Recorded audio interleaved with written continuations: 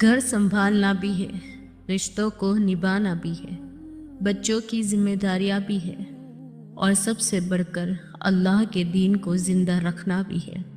لیکن یہ سب کرتے کرتے اکثر عورت خود کو کھونا شروع کر دیتی ہے۔ اس کا ایمان بھی تھک جاتا ہے، اس کا دل بھی ٹوٹ جاتا ہے، اور اس کا صبر بھی کمزور پڑ جاتا ہے۔ میں تم سے آج ایک بات کہنا چاہتی ہوں۔ تمہاری مسکراہٹ، تمہارا سکون، تمہاری عبادت، یہ سب اللہ کے نزدیک قسم کی چیزیں ہیں۔ تم صرف ایک وائف نہیں، صرف ایک بہو نہیں، صرف ایک ماں نہیں، تم ایک پوری امہ کی ریڑھ کی ہڈی ہو۔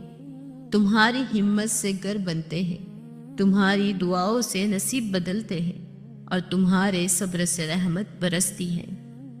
گھر اور دین کا بیلنس یہ ایک جہاد ہے۔ آج کی مسلم میرڈ گرل یہ سوال کرتی ہے، میں یہ سب کیسے مینیج کروں؟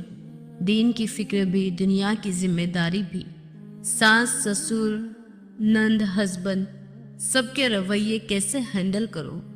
اور میں تمہیں جواب دیتی ہوں، بیلنس تب شروع ہوتا ہے جب ارادہ صرف اللہ کا ہو۔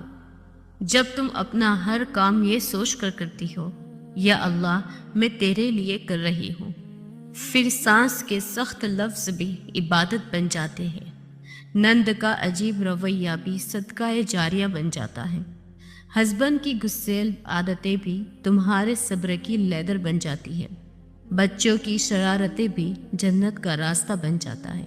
اور جب اللہ نیت دیکھ لیتا ہے تو پھر وہ تمہاری پوری زندگی کو ایسا بنا دیتا ہے۔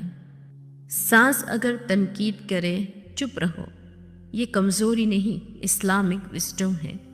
سسر اگر مشورہ دے، انہیں عزت دو، یہ تمہارے ادب کی شیلڈ ہے۔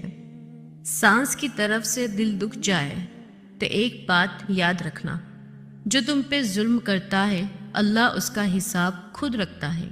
تم صرف صبر رکھو، اور صبر کا مطلب بولنا دینا نہیں، شرافت سے جواب دینا ہے۔ نند کے رویے کو کیسے ہینڈل کرے؟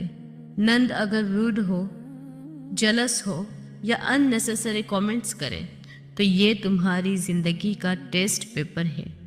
اس کو کمپلیٹ کرنا تمہارا کام نہیں، اس کو امپریس کرنا بھی تمہارا کام نہیں۔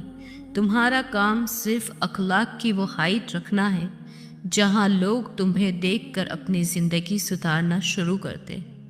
اخلاق تمہارا سپر پاور ہے۔ ہسبینڈ کے ساتھ بیلنس،